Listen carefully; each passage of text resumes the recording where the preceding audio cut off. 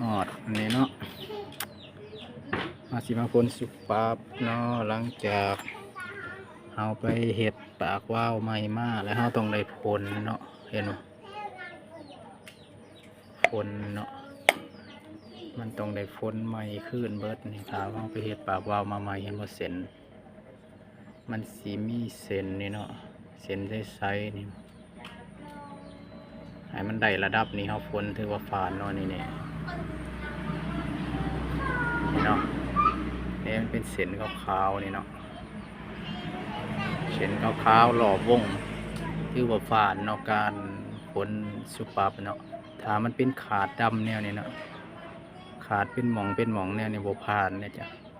ถ้ามันเป็นขาดแนวนี้บ่ผ่านมันต้องใส่แบบเดิมนี่เป็นแนวนี้เนาะผ่าน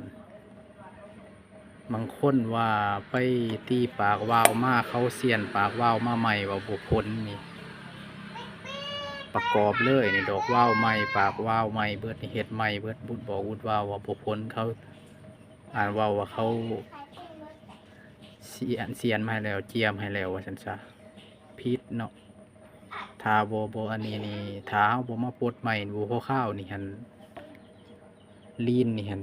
ปากว่าวนี่ผิวแน่นอนลีนนี่หั่นแตกปากเลยนี่แตกออกเลยนี่ผิวเบิดนี่ปากท่อไผ่ท่อหยังเนาะเพราะว่ามีหลายขั้นและเฮ็ดจักมาบ่ฮู้ว่าเฮ็ดมาแต่ไสก็บ่ฮู้เนาะก็บ่อันนั้นดอกเรื่องนั้นแล้วมาหาว่าโดดเฮ็ดจักใหม่ๆเป็นหยังคือว่าลีนอันน่ะบุดว่าวก็ไปเฮ็ดใหม่ปากว่าวก็ไปเฮ็ดใหม่เสียนใหม่เบิดวะเปลี่ยนใหม่เบิดคือว่าลีนออกการนั้นท่อไฟลีนออกอันนี้วะถึงว่าเฮ็ดบ่ทันถึงเดือนเนาะนี่ตัวสำคัญนี่แหละเนาะตัวนี้สำคัญสุดเลยนี่เฮามาเฮาต้องได้ปลดเนาะเวลาเฮาไปเฮ็ดมาใหม่เฮาต้องมาแล้วพ้นให้มันละเอียดเนาะจังผ่านเนาะอันนี้เฮาสิบ่ทันล้างเพราะว่าเฮาสิพ้นบาทเดียวพ้นแล้วเฮาจังไปล้างอนามัยบาทเดียวเนาะมันจะง่ายถ้าว่าเฮาล้างแล้วมาพ้นกับมันเสียเวลาหลายอย่างเนาะอันนี้เฮาพ้น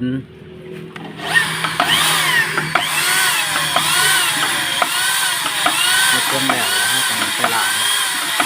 ง่ายกว่ากันแล้วบาทเดียวเลยเนาะแล้วก็บ่เปลืองบ่เสียเวลา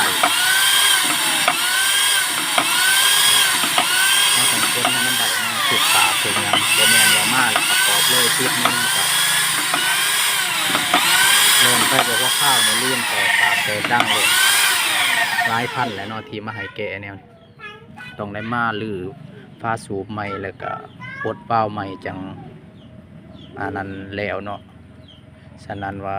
ลูกค้าว่าโอ้มีแต่เปลี่ยนแต่ลีนมีแต่ว่าใส่แต่ลีนเติมแต่ลีนตลอดทั้งที่รถเห็ดแวนใหม่เนาะนี่แหละสาเหตุตัวนี้เนาะมันผิวเนาะถ้าว่าเฮาเห็ดปากมันเบิดแล้วมันออกนี่เลยเนาะถ้าว่าปากวาวมันผิวนี่แต่รถก็สิเกิดมีควันมีหยังได้ถ้ามันเป็นปัญหานี่อ้าวฝากติดตาม